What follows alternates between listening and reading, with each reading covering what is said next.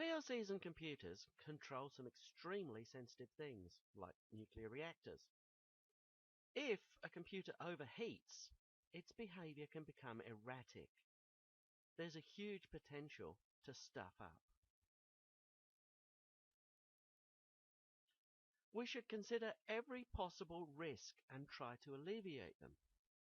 We should consider behavior during safety events, such as fire signal or emergency stop.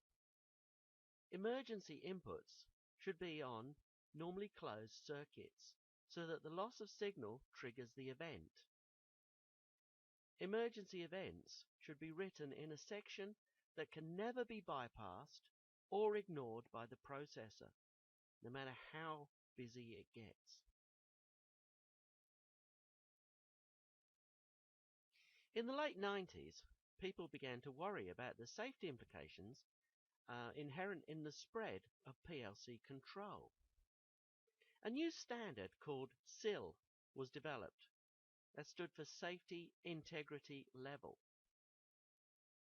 Some PLCs are SIL rated according to their probability of failure on demand, PFD. That's the probability that the control will stuff up just when you need it. Basically, a higher SIL rating means that the control system is more likely to do the right thing in the event of an emergency. For more details on SIL ratings, inquire about our Safety Integrity course. If someone hacks into the system, they can do a great deal of damage. Recently, a South Korean nuclear power plant was hacked. We have to ensure that the system has adequate security, especially if there's external access. It used to be common for manufacturers to build in backdoors to their systems so that their own techs could bypass the passwords. These backdoors need to be removed.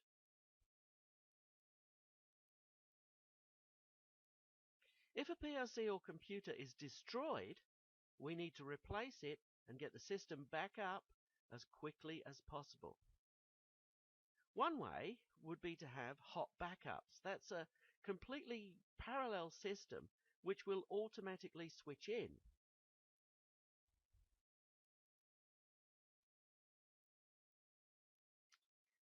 We need to back up the software. Traditionally, the software was backed up as often as possible, depending on the number of changes we made. And at least 3 copies of the backup were made. 1 copy was kept on site, 1 taken to head office, and 1 was kept in a fire safe in a safe location.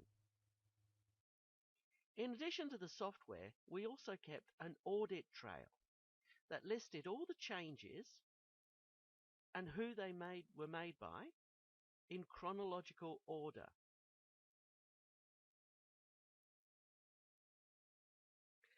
Nowadays, a cheaper and more secure method of storing backups is using the cloud.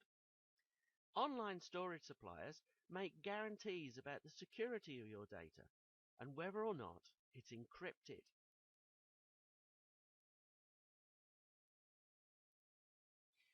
If the data contains any personal details whatsoever, in Australia it falls under the Privacy Act 1988, which strictly regulates how the data is used, who can access it, and who can the data be shared with.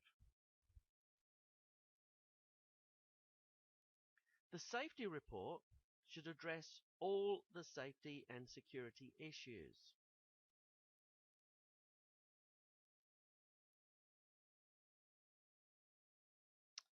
That's it for safety and security.